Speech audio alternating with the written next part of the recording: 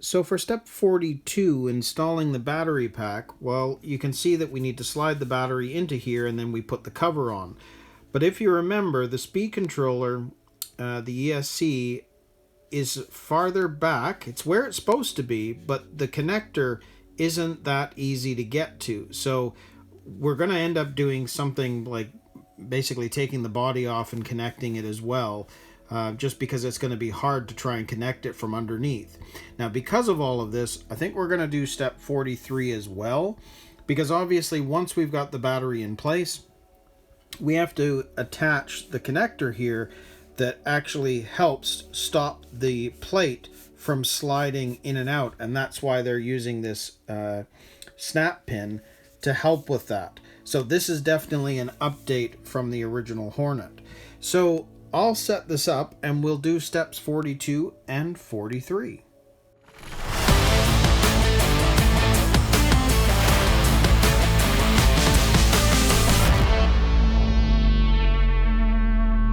So if you look at the way this is supposed to be done, you would connect it there and put the cover on. But you have to remember that because of the Hobbywing ESC, look where this is. That's almost impossible to be able to get your fingers in there to connect it. So you're going to have to do this in two stages. So for example, here's our battery. So I'm going to have to stick the lead down that hole and put the battery in. Now you notice it doesn't want to fit all the way. Well, reason for that is if we turn this over, see where the cable is, we've got to be able to bend that out of the way to be able to allow the battery to go in there. So now it's in.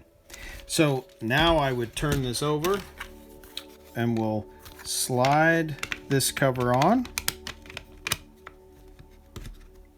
And remember, you got to lift up on that. So push that through. Hopefully it will go. There we go. And you're going to have to lift up and then it clips it into that last part, which is what it's doing. Yeah. There we go. So it is in place. Now if we flip this over, we can now connect. And remember, this was off, so you'd end up flipping it on first, as well as your transmitter. Make sure your transmitter is connected, then connect it, and then put it aside. And then you'd be able to put your battery back on, because this is just not going to be accessible from down there. So that will be the way that you'd end up attaching this. That'll be easier than the other way. And of course now I can, we've got control. But we're going to have to play around with the steering, but that's another thing, because this is not set right. You can see it's not straight, so we're going to have to tweak it a bit here to make this work. Anyways, that would be how that part would be done. So I'm going to actually unplug this, so I'll turn this off, and then unplug, and then you can see how that would be. So then you'd take this off. Now, I'm not going to unplug this or take it out right away, because obviously we have to do the second part, which is why I wanted to do step 43 at the same time. Notice that in the regular Grasshopper, this would be it. We'd be done. And, over time, this box is known to pop off, even during operation. But Tamiya has done something interesting here to help with all that. And of course, with the new design, they'd have to do something.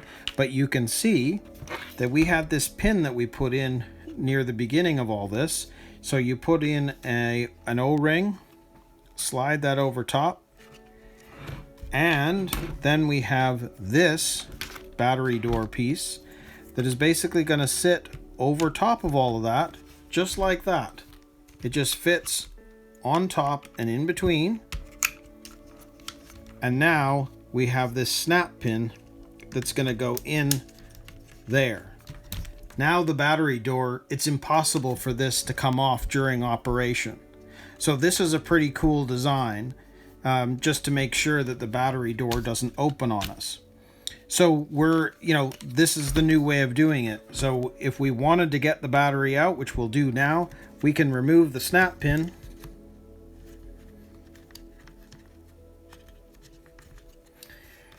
Get that out, pull that off, and now you can do the lift and pull.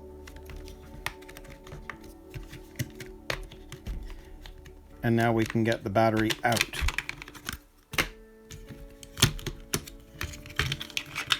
And there we go. So that is how you do step 42 and 43 now, especially with how we've set this up with the ESC. So I kind of like having the on-off switch here, and it's certainly easy to read what way is on or off from below. So that works, I think. So that means 42 and 43 are done for now. So what we're going to do is move into step 44, and this is where we're going to make the steering adjustments, and we definitely have to do that on this kit. So for step 44, the steering adjustment, well, you can see here that they're showing that you can either move the servo left or right, or adjust the tie rods. And you can see they want you to use that wrench again like we did in other steps when we were setting up those arms. Now, I have gone ahead and done this off camera. It's pretty impossible with the camera because I needed to get close in to be able to see this.